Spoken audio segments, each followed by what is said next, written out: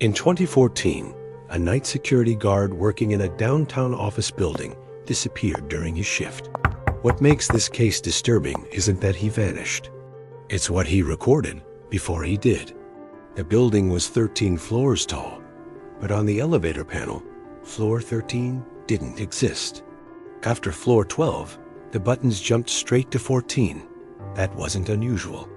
Many buildings skipped the number.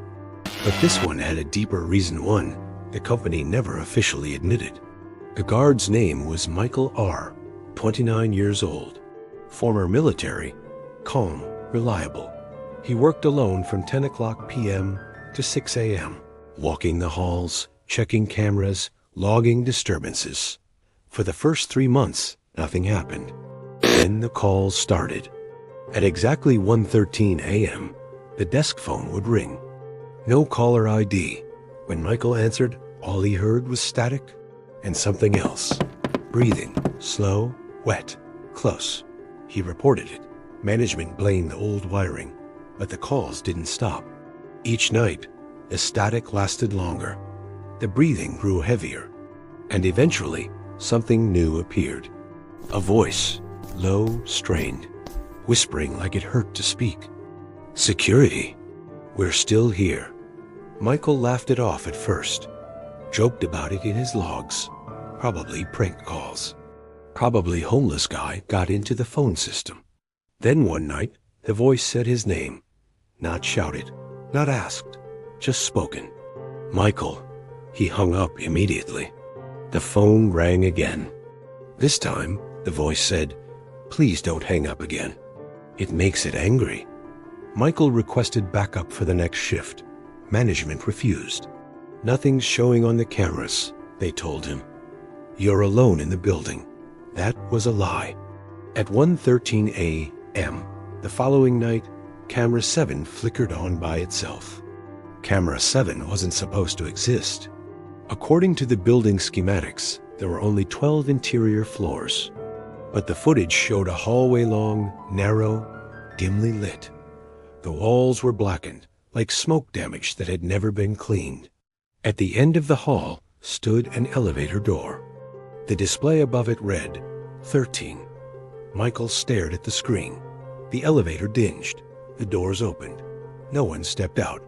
But the hallway lights dimmed anyway, like something had passed through them. Then Michael's radio crackled.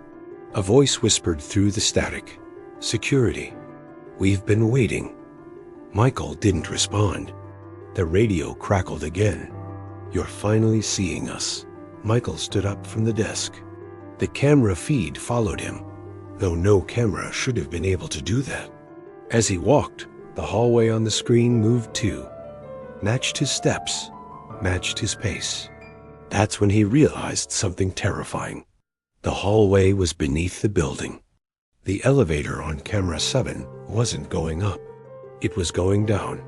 At 1:13 a.m., the desk phone rang again. Michael answered. This time, there was no static, just screaming. Dozens of voices, men and women, crying, coughing, begging, and underneath it all, fire, crackling, roaring, consuming. Then one voice cut through the chaos. Calm, earned. "You're standing on it." Michael looked down at the floor beneath his feet. The tile was warm, too warm. The voice continued, 13 years ago, this floor burned. They sealed it. They buried us. And now the building remembers.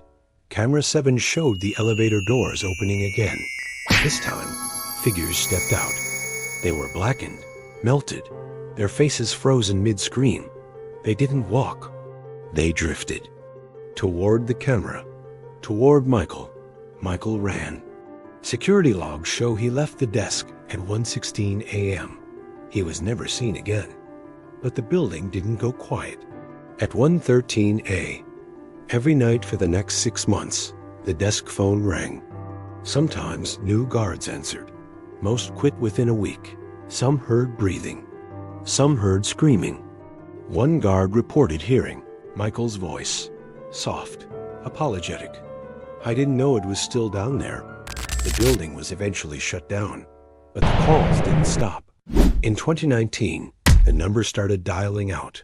Random phones, private lines, voicemails left with no number attached. Each message contained the same thing: fire crackling, elevator bells, and a whisper saying, "Security." You're standing on it. If you ever work late in a building with a missing floor, and your phone rings at 1:13 a.m., don't answer, because some places don't forget. They wait.